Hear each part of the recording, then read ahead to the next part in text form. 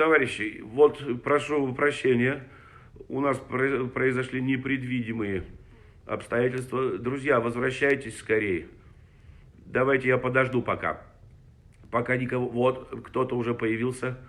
Вот еще кто-то появился. Раз, два, три, четыре. Так, давайте наберем ту позицию, с которой нас прервали. Я вроде отключил там все возможные мобильные связи, но мне позвонили по WhatsApp. Ну вот, ведь надо же, чуть-чуть не вовремя. Ну, ничего. Вот, нас уже 14. Сейчас еще глоточек воды. Как от камина-то тепло здесь, а? Ой.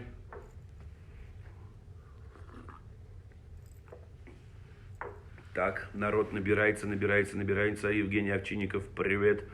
Марго, солнце мое. Как там у нас с Ригой? Вот Таня Шибаева из Торжского дворика смотрит нас. Надеюсь, к ноябрю-то месяцу у нас все это закончится. Очень красиво вас пишет Лилия Денисова. Да, спасибо, мы старались, когда делали эту домишку. Так, уже 29. Ну, давайте, нас было больше 70. Возвращайтесь скорее, товарищи. Может, я пока спою? Или лучше не надо? Куда-то ты пропал, пишет Олежа. Ну, я уже вот вернулся. Тут влезли непредвиденные связи. Выйду ночью в поле с конем. Темной ночкой тихо пойдем, только мы с конем по полю идем. 38, нас уже даже 39. На-на-на-на-на-на-на. Вот кто-то, Ната Сваровская, спеть. Да у меня же даже гитары нет, и Антона рядом с гитарой нет. Лучше будем приходить в эфиры к Антону и наслаждаться его пением. Таня Белячка, а спойте. Wise men say only fool rushing, but I can't help falling in love with you. Like a river flows surely to the sea, darling, so it goes, something I meant to be. Нет, лучше я не буду петь, это все-таки не мой конек. Мы с тобой поем, Лесенька. Ну, я же вас не слышу, Ольга Иванова. Ну, читать уже. Ну, знаете, Ольга Иванова, 39. Сейчас, может быть, ну, до 40 хотя бы доберется. 40. Ну, а 41-й? Кто будет 41-м? Наташа Петришова вернулась. Вот, все, нас стало 41. Итак, дорогие друзья, 42. Хорошо. Ну, давайте буду начинать. Мы потом все равно, я сохраню этот эфир. И кто не успеет заставить начало сейчас, тот будет желание, обязательно пересмотрит. А мы переходим к читке. Итак, про действующие лица я уже сказал. Володь Зайцев, привет. Значит так, как всегда, все начинается с музыкальной заставки. Звучит веселая заводная музыка. На сцене театра Буратино идет репетиция перед очередным спектаклем. Вдруг музыка резко останавливается.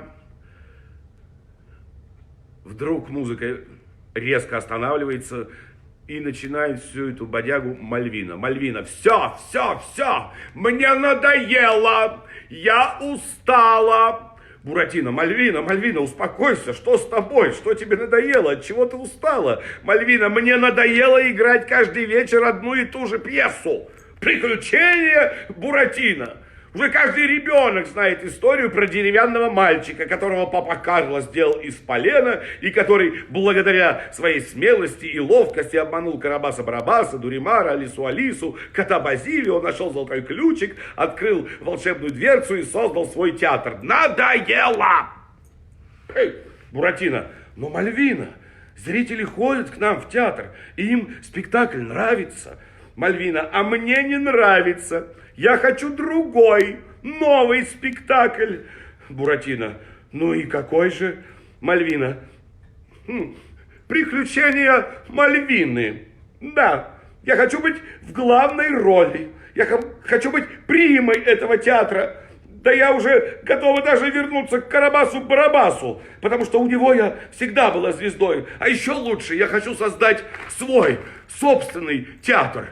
Пьеро, Мальвина, родная, ты что говоришь? Ты все позабыла. Зачем ты кричишь? Ты вспомни, как жили мы у Карабаса, как страшно нам было у Барабаса. Мальвина, а ты, нытик, вообще помолчи. Ты мне уже надоел со своими стихами. Ты вообще по-человечески говорить можешь? Обыкновенной прозой, а не стихами. Пьеро, конечно, я прозой могу говорить, но только придется тебя разлюбить. Но сердце мое к тебе лишь летит, и сердце мое в стихах говорит. Мальвина, вот пусть твое сердце летит как кому-нибудь другому, а мне ты надоел. Буратино, Мальвина, да что с тобой? Какая змея тебя укусила? Раньше ты была совсем другой. Одумайся, Мальвина, одумайся ты, Буратино. Все, я ухожу из твоего театра, а вы оставайтесь здесь и живите, как хотите. Артемон, за мной.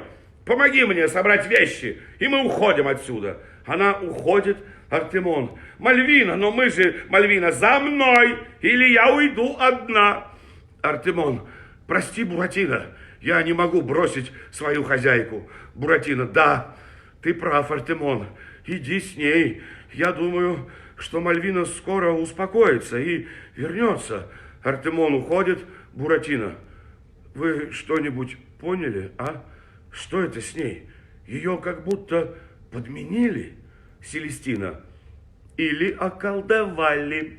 Арлекин, скажешь тоже, околдовали. Кто и зачем? Селестина. Как кто? Карабас и Дуримар? Буратино, ну и зачем им это? Селестина, как зачем? Чтобы отомстить тебе, Буратино. А, кстати, роль Мальвины теперь буду играть я? Буратино, роль Мальвины играть никто не будет. Селестина, ну почему? Я ведь ничем не хуже ее, а может быть даже лучше. Арлекин, да, Селестина, ты лучше. Селестина, спасибо, Арлекин. А скажи мне это как Пьеро, в стихах. Арлекин, я в стихах? Селестина, ну попробуй, а я тебя за это поцелую. Арлекин, о, Селестина, лучшая ты, глядя на тебя, расцветают цветы, глядя на тебя, немею я. О, Селестина, ты любовь моя. Вот, Селестина, неплохо, но вот это вот расцветают цветы, ну это как-то не очень. Тебе надо потренироваться, но вот все-таки тебе мой поцелуй. Она целует Арлекина. Арлекин, Селестина, ты богиня, и тебя я не покину, без тебя не проживу. Поцелуй еще разок. Буратино, эй вы, хватит. У нас в театре трагедия, они тут со своими поцелуйчиками. Надо думать, что делать. Селестина, ты главный, ты и думай. А мы с Арлекином пойдем, Орликуша. Арлекин, бегу, Селестюша. Они уходят. Остаются Буратино и Пьеро. Буратино, как же так, а? Кто бы мог подумать? Ведь еще сегодня утром Мальвина была нормальной куклой. Что же произошло? Пьеро, произошло самое страшное. У меня разбито сердце. Буратино, Пьеро, ты заговорил прозой? Пьеро, когда рядом с тобой нет музы, каждый заговорит прозой. О, Мальвина, Мальвина, Буратино, да стоп, хватит страдать. Мы должны пойти к папе Карло, все ему рассказать и решить, что делать. А ну-ка давай, пойдем. Они уходят, действие переносится в апартаменты Карабаса-Барабаса. Карабас. Ну что, Дуримар, твое снадобье сработало? Дуримар. Ну, если оно попало по назначению, то сработано. То сработало. Оно сделано из самых отличнейших, хорошо прогнивших пиявочек. Но, повторяю, это только в том случае, если оно попало по назначению. Карабас, а ты, пиявка, сомневаешься в Селестине? А? Она мое создание, такое же творение, как Буратино, творение папы Карла. Правда, есть небольшая разница. Дуримар, и какая же? Нанотехнологии. Моя Селестина сделана из самых новых материалов и запчастей. Дуримар, и где же вы их достали? Карабас, купил у одного знакомого китайского мага. Дуримар, у китайского? Карабас, да, у китайского. А что? Дуримар, ох, что-то не доверяю я этим китайцам. Карабас, это почему же? Ну, купил я у одного китайца суперловушку для пиявок. И что? Через 2 недели она сломалась. Это ты на что это намекаешь? Ну так, ни на что. Просто констатирую факт. Карабас, ты тут не каркай земноводно, и факты констатирую, вон там где-нибудь, в другом месте. Дуримар, ох, простите, как скажете, босс. Карабас, то-то. Вот входит Селестина, вот она, моя Селестина, Селестина, доченька моя. Как наши дела, Селестина? Все прекрасно, папа. Мальвина выпила снадобье, и не прошло и часа, как она начала нести всякую чушь. Типа, я звезда, мне все надоело, я ухожу к Карабасу-Барабасу, я создаю свой театр. Ну, в общем, стала дура-дурой. Карабас, прекрасно. Значит, театр Буратино остался без примы. И, значит, так, и Мальвина снова будет моей куклой. Ах, как же это прекрасно мстить. Эй, Дуримар, готовь еще снадобье. Надо отравить всех кукол. И Буратино заодно тоже. Тогда все эти куклы придут ко мне. И в городе снова на афише будет театр Карабаса-Барабаса. Спешите видеть. Эй, Дуримар, давай сюда это свое снадобье. Дуримар, простите. Простите, но, босс, но я израсходовал всех пиявок. Мне не из чего делать волшебный напиток. Карабас, ой, проклятье. Ай. Ну, хорошо, завтра утром отправимся на болото, наловим 1000 пиявок, наготовим много напитка. И так, чтобы отравить всех кукол разом. Селестина, папа Карабас. Карабас, что, доченька? Мне надо вернуться в театр Буратино, чтобы не вызвать никаких подозрений. К тому же там меня ждет Арлекин. У него от любви ко мне крыша поехала и без всякого волшебного напитка. Так что скоро он тоже будет работать в нашем театре. Карабас, ой, девочка моя, умница, ты такая гаденькая, такая подленькая, ой, ну просто вся в меня. Иди, солнце мое, и береги себя. Селестина уходит, танец плюс песня Карабаса-Барабаса, и действие переносится в покое папы Карла. Буратино. Вот, папа Карло, такая история приключилась с нашей Мальвиной. Карло, да... Все это очень странно, такая добрая, милая, умная девочка, и вдруг очень странно. Пьеро, что же нам делать? Как вернуть Мальвину, прежнюю Мальвину? Вбегает Арлекин. Арлекин, Буратино, папа Карло, Пьеро, ужас, ужас, я все узнал. Карабас, Дуримар, Селестина, ой, я глупец. Буратино, стоп. Арлекин, успокойся, что за ужас, что ты узнал? Папа Карло, да, успокойся, Арлекин, отдышись и расскажи все по порядку. Арлекин, сейчас.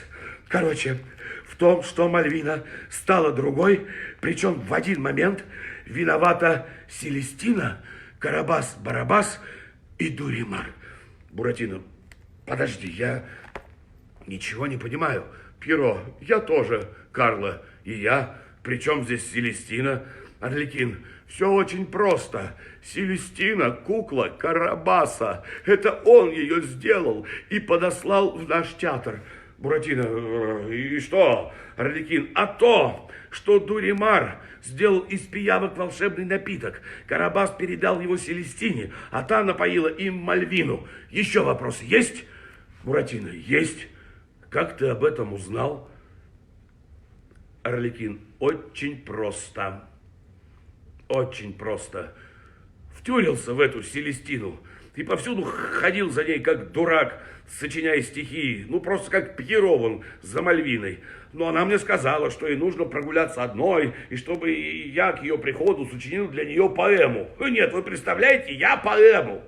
Да что, я поэт, что ли? Я и прозой-то иногда плохо говорю, а тут, понимаешь, поэму.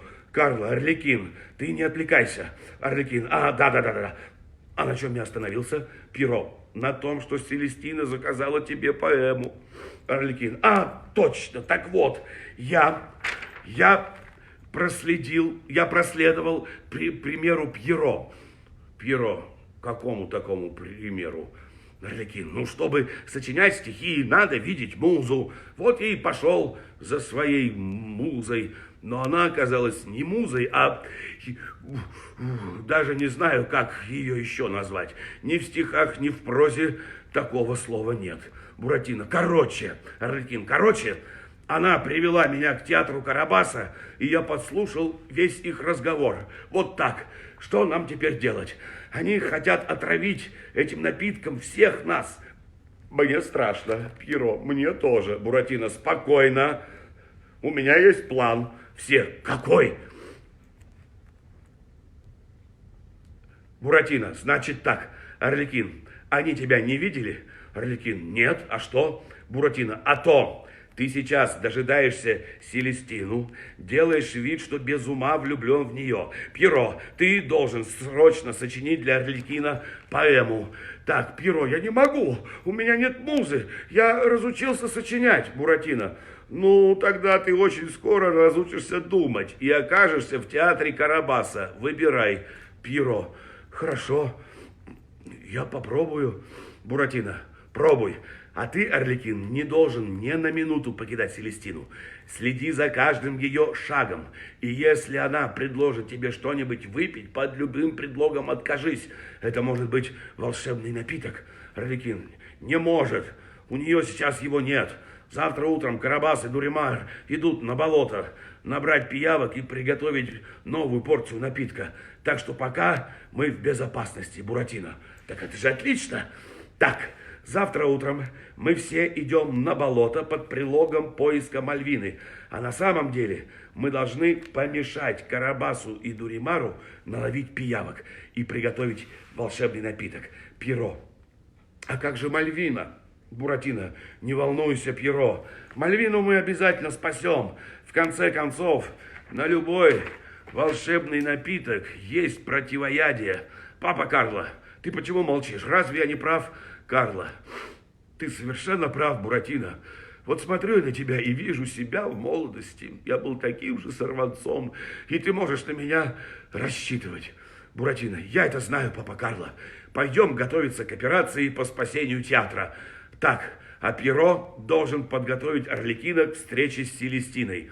Буратино, папа Карло уходят. Арлекин и Пьеро. Арлекин, ну, Пьеро, давай, учи меня сочинять стихи, иначе мы все пропали. Пьеро, да как же я тебе научу?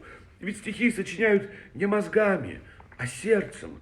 Арлекин, давай так, у меня мозги, у тебя сердце и опыт. Может, что-нибудь и получится. Пьеро, ну давай. Значит так, я начинаю, а ты будешь заканчивать. Договорились? Договорились.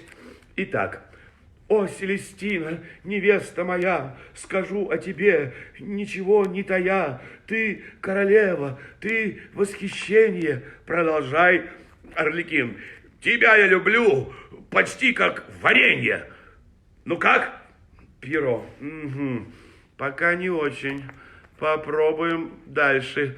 О, Селестина, солнце мое, ты светишь всех ярче. Ой-ё-моё! Ага. Пьеро, ты для меня большая планета. Арлекин, к тебе я лечу, как будто ракета. Эй, Арлекин, что-то ты разошелся. Просто учитель хороший нашелся. Сможешь продолжить рифму мою? Ну-ка, давай, я ее повторю. Рифму придумай на слово «любовь». Проще простого, это морковь. Ну, а на слово электростанция, да всем же понятно, электроподстанция. Она святое, на имя Мальвина. Сразу скажу, о, Селестина, о, Мальвина, о, Селестина, о, Мальвина, Мальвина, Селестина. У них начинается спор, входит Селестина.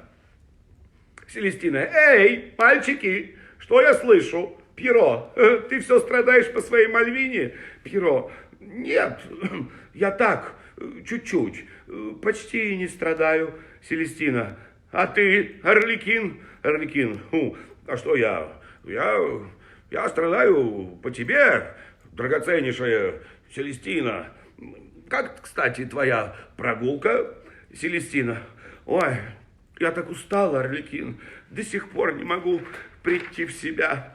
Ой, так переживаю за наш театр, за Мальвину. Я пойду спать. Арлекин, проводи меня. Арлекин, конечно, родная, тебя провожу в кроватку твою. Я тебя уложу и буду всю ночь. Я твой сон охранять. И Пьеро подсказывает, и всех мотыльков от тебя отгонять. Да, и всех мотыльков от тебя отгонять. Селестина, неплохо, неплохо, Арлекин. Ну, пойдем. Селестина и Арлекин уходят, Пьеро остается один. Уф, как кажется, пронесло. Она ничего не заподозрила. Ой, пойду-ка и я спать, сил никаких нет. О, Мальвина, где же ты? Как ты там одна в ночи? Надеюсь, Артемон тебя защитит. Пьеро уходит, действие продолжается, появляются Алиса и кот Базилио.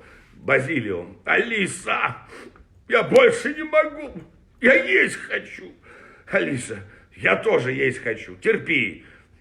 Время такое, люди стали очень жестокими, не подают нищим.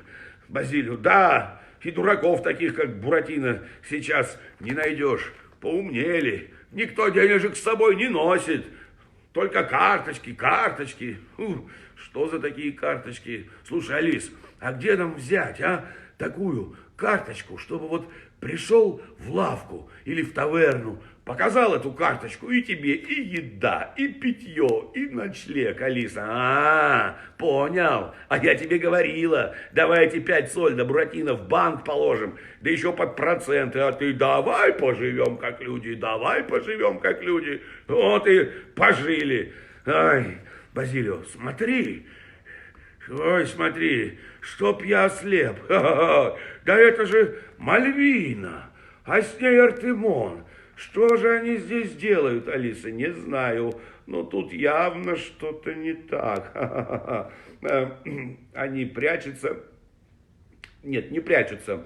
Базилио идет навстречу Мальвине. Подайте бедному слепому коту на пропитание. Подайте бедному слепому коту на пропитание. Алиса, ты что, сдурел? Мы должны сначала выяснить, что они здесь делают, а потом будем действовать по обстановке. Ай, все пропало. Они нас заметили. Входит Мальвина и Артемон. Мальвина, надо же, кого я вижу? Алиса и Базилио. Ой, здравствуйте, мои дорогие друзья. Базилио, тихо, Алисе. Из каких это пор мы стали для нее друзьями, да еще дорогими? Алиса, не знаю, но лучше молчи. Мальвина, Артемон, что там болтают эти неразумные звери? Они разве не видят, кто перед ними? Они разве не видят, что перед ними королева? Королева сцены, звезда мирового масштаба, величайшая в мире актриса. Базилио, то дорогие друзья, то неразумные звери. Что это с ней? Алиса, не знаю, но в медицине это называется раздвоение личности. Молчи и не спорь. Базилио, а я и не спорю. Алиса, тогда повторяй за мной. Алиса обращается к Мальвине. О, величайшая из актрис, Базилио, о, величайшая. Алиса, о, наизвездейшая из звезд. Базилио, о, слово какое дурацкое. Алиса, повторяй, наизвездейшая. Так нормально? Нормально. Что заставило тебя, гениальнейшая из гениальных, оказаться в такой поздний час на этой опасной и темной дороге? Артемон, пока я рядом с Мальвиной, никакая опасность ей не грозит. Мальвина, Артемон, молчать! Артемон, но, Мальвина, я сказала, молчать, сидеть. Артемон послушно исполняет команды. Вот так. Простите, так что вы спрашивали, друзья мои? Базилио, мы спросили, что ты здесь делаешь, он и актрисишая из актрис. Алиса, ну ты загнул. Базилио, то. Мальвина, о, друзья, я сейчас в творческом поиске, можно сказать, на перепутье. Мне надоел Буратино с его дурацким театром. Мне надоело играть одну и ту же роль. Я хочу перемен. Я хочу создать свой театр. Театр Мальвины. Девочки с голубыми волосами. Алиса, театр Мальвины. Ой, девочки с голубыми волосами. Какое прекрасное название, Базилио. Да, просто потрясающее название. Алиса, но чтобы создать театр, дорогая Мальвина, ведь нужны деньги, и немалые. У тебя они есть? Мальвина, конечно, есть. Я же звезда, у меня есть целых 10 сольдо. Базилио, 10 сольдо, 10 сольдо, ай, 10 сольдо. Да за такие деньжищи можно купить 1000 новых театров. Мальвина, ну прям так уж и 1000. Базилио, а сколько? 10 сольдо, 10 сольдо. Алиса, Базилио, успокойся. Мальвина права. Конечно, не 1000, а 1. Ну, вполне возможно. И у меня даже на примете как раз есть вполне подходящее, никому не нужное зданице. Пойдем, Мальвина, я тебе покажу. Это недалеко. Мальвина. О, правда? Ой, я просто сгораю от любопытства. Пойдем. Пойдем. Артемон, Мальвина, я бы на твоем месте был осторожнее и никуда не ходил с этими темными личностями. Что-то мне эта вся история напоминает. Где-то я уже это видел, Мальвина. А кто тебе разрешал говорить, невоспитанный пес? Эти, как ты изволил выразиться, темные личности, между прочим, мои друзья. Если ты боишься, можешь идти на все 4 стороны. Никто тебя не держит. Базилио, правильно, никто не держит. Иди. Мальвина, ой, милые мои, пойдем. Хочу увидеть свой будущий театр. Они уходят, Артемон один. Бедная девочка, что же с тобой случилось? Надо срочно рассказать обо всем Буратино. Он уходит. Утро следующего дня. Болото. И это будет последняя история на сегодня. Тортилла. Ой, что же за жизнь такая пошла? Сижу здесь на болоте, как на карантине. Вся такая самоизолированная. Все бросили бедную старую черепаху. Правда, недавно прибегал Дуримар. Очень странно вел себя. Ни тебе здрасте, ни тебе до свидания. Разогнал всех лягушек, распугал всех рыб. Если бы эти рыбы умели говорить, они бы стали заикаться. Да, набрал дюжину пиявок и был таков. И все орал: Эврика, Эврика, я гений, гений. Кто ему сказал, что он гений? Странно все это. Но мой 300-летний черепаший жизненный опыт подсказывает, что затевается какая-то история, и мудрой черепахе опять придется кому-то помогать. Вот Как и в прошлый раз, все точки сошлись на болоте у черепахи Тортиллы. Ай, фуф, дорогие друзья, ну, не знаю, насколько эта история вас впечатлила. И как мы ее сможем с вами, ну, если сможем вообще продолжить. И, соответственно, ну, вопросы, собственно говоря, остались все те же по даже этой небольшой читке. Какие повороты еще могут быть в этом сюжете? Кто, опять же, первый окажется на болоте? Каким образом, какое вот это вот противоядие нужно выпить куклам или там Мальвине для того, чтобы она стала прежней, милой, замечательной девушкой с голубыми волосами. Да и нужно ли одно, вот у меня вопрос, нужно ли одно вообще это противоядие? Может быть, есть какие-то другие, какие-то ходы, какие-то другие повороты сюжета, когда наши поступки или наши друзья помогают нам выбраться из сложной ситуации, когда мы запутываемся, когда мы вдруг ни с того ни с сего перестаем быть самими собой. Тоже такие, наверное, интересные и глубокие мысли могут получиться по поводу окончания этой нашей истории. Спасибо, Фарид. Так что, Буратино убьют, пишет Олег Онищенко. Ну зачем убивать? Не надо никого убивать. Олеж, ты знаешь, в моих пьесах или там в моих спектаклях, да, впрочем, как у многих режиссеров, все по возможности остаются живы. Надо жить, несмотря ни на что. И лучше постараться человека исправить, чем его каким-то образом лишить этого земного существования. Поэтому вот, друзья мои, такого плана вопросы у меня возникли, и они адресованы опять же к вам. Если что-то, то вы знаете, куда все это можно написать. И просто одна фраза, одно слово может решить вообще дальнейший исход любого сюжета. Да? И вот еще возвращаясь к прошлому эфиру, я анонсировал, что следующая наша встреча, которая будет также, Наталья Петрушева, давайте хоть кого-нибудь убьем. Наташ, давайте убьем в себе беса. И тогда все будет нормально, не захочется ни у кого убивать, милая моя. Тем более уж ты-то человек с таким потрясающим обаянием, с такой энергетикой, любящий детей. Что, а потом появился вирус, но все выздоровели. Ну да, вот эта история, она как-то вот тогда возникла.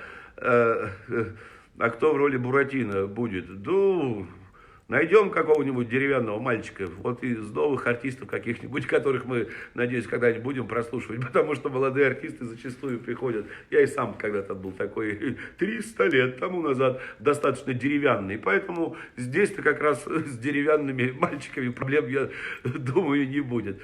Вот. О чем это я говорил? Ну вот. Пытаюсь как-то еще параллельно следить за историей вот этих вот сообщений и пытаться не потерять мысль. Потерял. Мысль, где ты? Мысль, приходи. Так вот, спасибо, Олег. Русско-итальянский театр. Можно менять вариации разные. Да, комедия дель-арте — это вообще прекрасный жанр. Могут сюжеты развиваться совершенно по незапланированным направлениям иногда. Вот, Евгений Овчинников подсказывает, 12 число, анонс. Да, вот был анонс того, что в следующую нашу встречу, которая будет ровно через неделю, я буду читать «Собаки 2». И тут же вдруг я там вижу где-то, пошли комментарии. Ой, пожалуйста, не снимайте собак. Мы еще не доросли до этого спектакля. Нам 2 года до него осталось. Ой, мы еще не... И такого подобного рода комментарии я вдруг с удивлением стал читать. Товарищи, дорогие мои, я прошу вас всех успокоиться. Никто собак в том оригинальном варианте, в котором они сейчас идут в театре на Юго-Западе уже много-много лет, с разными составами и все равно с неизбежным большим успехом и с последующими откликами и отзывами в душах и взрослых, и детей, никто этот спектакль никуда девать не собирается. Он будет идти в нашем репертуаре. А так вот, просто у Михаила Борисовича родилась эта история с продолжением. Ну, почему бы ее не озвучить и почему бы вот не заполнить вот этот наш вакуум культурный, творческий, эмоциональный, ну, как угодно можем его назвать, вот такими какими-то незатейливыми, на первый взгляд, произведениями, ну и просто для того, чтобы вот так хотя бы в одностороннем порядке увидеться и чуть-чуть почувствовать и поддержать друг друга. Кроме этого, других задач, ну, по крайней мере, я перед собой не ставлю. Так хочется, чтобы все были живы, здоровы, счастливы, чтобы это все наконец-то закончилось, наступило теплое лето, открылся сезон в театре наконец-то уже, и мы уже будем встречаться вживую в совершенно другом, более привычном нам формате. Итак, дорогие друзья, ну вот наша встреча продолжается уже практически час.